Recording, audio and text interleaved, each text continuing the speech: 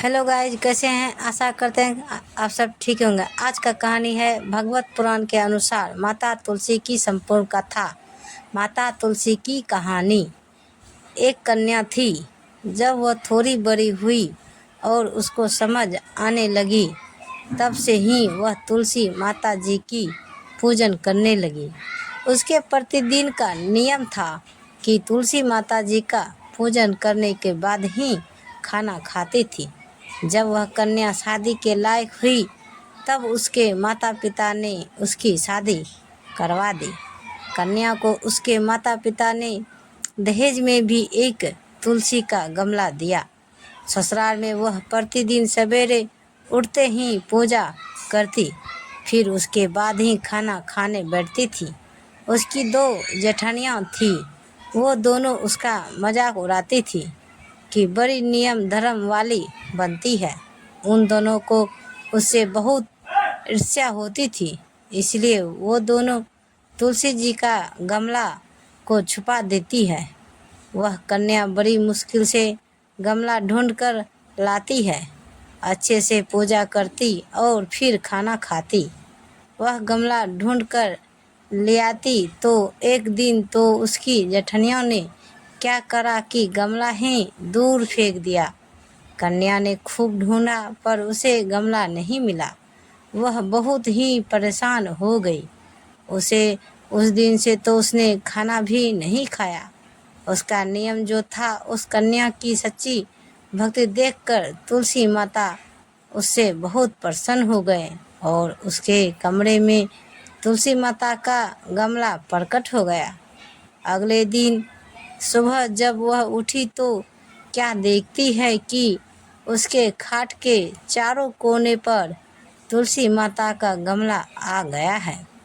यह देखकर वह तो बहुत प्रसन्न हो गई कि अब मेरी तुलसी माता को कोई चुरा नहीं सकेगा। पूजन करने के लिए भी कहीं और जाना नहीं पड़ेगा और कोई मेरी तुलसी माता को फेंक भी नहीं सकेगा। वह तो जल्दी से उठकर स्नान करती है और तुलसी माता की पूजन कर लेती है। जब वह खाना खाने बैठी तो उसकी जेठनियाँ मजाक करने लगी कि लो, देवरानी का नियम धर्म पूरा हो गया। उससे पूछती है कि तुलसी जी की पूजा कर ली क्या? देवरानी धीरे से बोलती है, कर ली है। जेठानियाँ बोलती है, कहाँ से कर ली पूजा? गमला तो फेंक दिए था। देवरानी कहती है कि देख लो, मेरे कमरे में खाट पर तुलसी जी लग रही है। जेठानियाँ बहुत शर्मिंदा हुई और बोली कि देवरानी, तेरी भक्ति सच्ची है। हमने तुझे बहुत परेशान करा है, हमें माफ़ कर दें। देवरानी उन्हें माफ़ कर देती है। तो भगवत पुराण के अनुसार यह माता तुलसी की संपूर्ण कथा है। तुलसी जी से जुड़ी एक कथा बहुत प्रचलित है। श्रीमद् देवी भागवत पुराण में इनके अवतरण की दिव्य लीला कथा भी बनाई गई है। एक बार शिव ने अपने तेज को समुद्र में फेंक दिया था। उससे एक महातेजस्वी बालक ने जन्म लिया।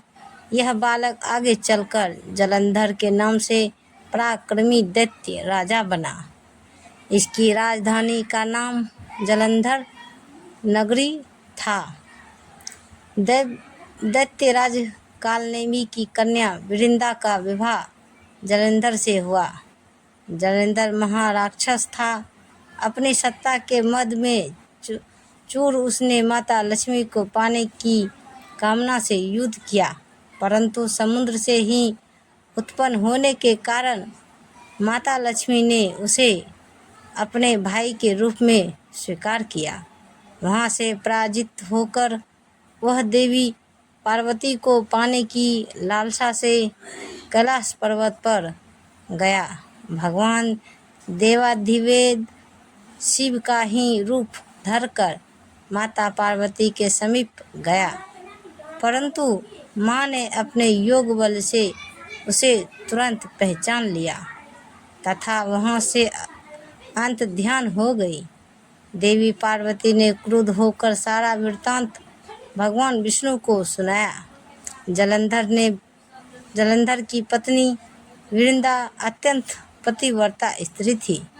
उसी के पतिव्रत धर्म की शक्ति से जलंधर ने तो मारा जाता था और न ही पराजित होता था। इसलिए जलंधर का नाश करने के लिए वृंदा के पतिव्रत धर्म को भंग करना बहुत जरूरी था। इसी कारण भगवान विष्णु ऋषि का वेश धारण कर वन में जा पहुँचे, जहाँ वृंदा अकेली भ्रमण कर रही थी। भगवान के साथ 2 मायावी राक्षस भी थे, जिन्हें देखकर वृंदा भयभीत हो गई। ऋषि ने वृंदा के सामने पल में दोनों को भस्म कर दिया। उनकी शक्ति देखकर वृंदा ने कैलाश पर्वत पर महादेव के साथ युद्ध कर रहे अपने पति जलंधर के बारे में पूछा। ऋषि ने अपने माया जाल से 2 वानर प्रकट किए। एक वानर के हाथ में जलंधर का सिर था तथा दूसरे के हाथ में धड़। अपने पति की यह दशा देखकर वृंदा मूर्छित होकर गिर पड़ी। होश में आने पर उन्होंने ऋषि रूपी भगवान से विनती की कि वह उसके पति को जीवित करें। भगवान ने अपनी माया से पुनः जलंधर का सिर धड़ से जोड़ दिया, परंतु स्वयं भी वह उसी शरीर में प्रवेश कर गए। वृंदा को इस छल का जरा सा आभास न हुआ। जलंधर बने भगवान के साथ वृंदा पतिव्रता का व्यवहार करने लगी, जिससे उसका सतीत्व भंग हो गया। ऐसा होते ही वृंदा का पति जलंधर युद्ध में हार गया। इस सारी लीला का जब वृंदा को पता चला तो उसने क्रुद्ध होकर भगवान विष्णु को शिला होने का श्राप दे दिया तथा स्वयं सती हो गई। जहाँ वृंदा भस्म हुई वहाँ तुलसी का पौधा उगा। भगवान विष्णु ने वृंदा से कहा, हे वृंदा, तुम अपने अस्तित्व के कारण मुझे लक्ष्मी से भी अधिक प्रिय हो गई हो। अब तुम तुलसी के रूप में सदा मेरे साथ रहोगी। जो मनुष्य भी मेरे शालिग्राम रूप के साथ तुलसी का विवाह करेगा, उसे इस लोक और परलोक में विपुल यश प्राप्त होगा। जिस घर में तुलसी होती है वहाँ यम के दूत भी असमय नहीं जा सकते। गंगा और नर्मदा के जल में स्नान तथा तुलसी का पूजन बराबर माना जाता है। चाहे मनुष्य कितना भी पापी क्यों न हो, मृत्यु के समय जिसके प्राण मंजरी रहित तुलसी और गंगा जल मुख में रखकर निकल जाते हैं, वह पापों से मुक्त होकर वैकुंठ धाम को प्राप्त होता है। जो मनुष्य तुलसी और आंवलों की छाया में अपने पितरों का श्राद्ध करता है, उसके पितर मोक्ष को प्राप्त हो जाते हैं। उसी दैत्य जलंधर की यह भूमि जलंधर नाम से विख्यात है।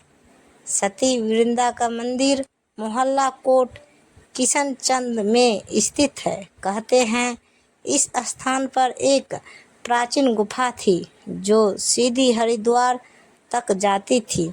सच्चे मन से 40 दिन तक सती वृंदा देवी के मंदिर में पूजा करने से सभी मनोरथ पूर्ण होते हैं। तो गाइस, ये कहानी आपको कैसी लगी हमें कमेंट में बताएं और लिखें। तुलसी माता की जय। और ऐसे ही वीडियो देखने के लिए हमारे चैनल को सब्सक्राइब करें और वीडियो को लाइक ज़रूर करें। धन्यवाद। तो मिलते हैं अगले वीडियो के साथ। तब तक बाय बाय गाइज।